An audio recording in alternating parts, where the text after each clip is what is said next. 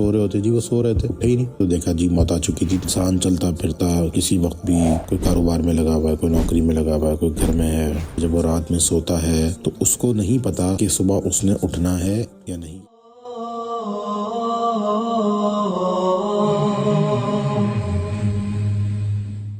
اللہ یتوفی الانفس حین موتها, اللہ تمام روحوں کو ان کی موت کے وقت قبض کر لیتا ہے. اب اللہ تعالیٰ جب انسان کی موت کا وقت آتا ہے تو اس کا شعور اور اس کے جسم کے اندر جو روح ہے, مطلب شعوری طور پہ بھی اور جسمانی طور پہ بھی اس کو موت واقع ہو جاتی ہے اور وہ دنیا سے چلا جاتا ہے.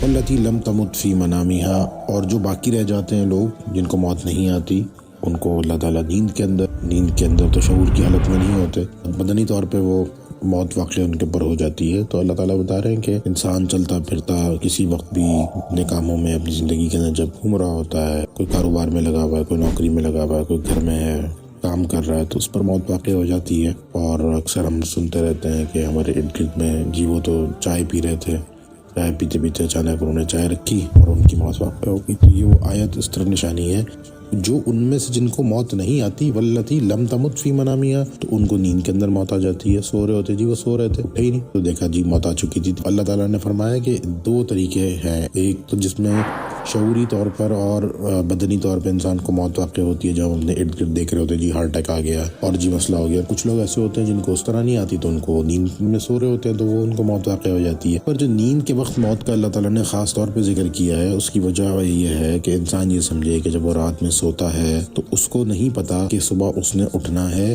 یا نہیں. یہ اللہ کا فیصلہ ہوتا ہے کہ بھائی اس کو صبح اٹھانا ہے یا اس کو صبح نہیں اٹھانا. اگر تو اس کو اٹھانا ہوتا ہے تو اس کو ایک دن کی مہلت اور دے دی جاتی ہے. فَيُمْسِكُ الَّتِي قَضَىٰ عَلَيْهَا الْمَوْتَ وَيُرْسِلُ الْأُخْرَىٰ إِلَىٰ أَجَلٍ مُّسَمًّى, پھر جن کے بارے میں اس نے موت کا فیصلہ کر لیا وَيُرْسِلُ الْأُخْرَىٰ, اور جو بچ جاتے ہیں إِلَىٰ أَجَلٍ مُّسَمًّى, ان کو ایک دن کی مہلت اور دے دی جاتی ہے. إِنَّ فِي ذَلِكَ لَآيَاتٍ لِقَوْمٍ يَتَفَكَّرُونَ, اور بے شک اس میں نشانیاں ہیں ان لوگوں کے لیے جو غور و فکر سے کام لیتے ہیں. مطلب اس آیت کے اندر اللہ پاک نے خاص طور پہ موت کی طرف اشارہ کیا, یہ بتایا ہے کہ عام زندگی کے اندر بھی چلتے پھرتے تمہیں موت واقع ہو سکتی ہے, شعوری طور پر بھی اور بدنی طور پہ بھی. اور جب تم سو رہے ہوتے ہو تو اس وقت فیصلہ کیا جاتا ہے, پوچھا جاتا ہے ہاں بھائی اس کو اٹھانا ہے اگلے دن یا نہیں اٹھانا. اور اگر اس کا فیصلہ ہو جاتا ہے کہ بھائی اس کی موت کا وقت ہے تو وہ نہیں اٹھتا,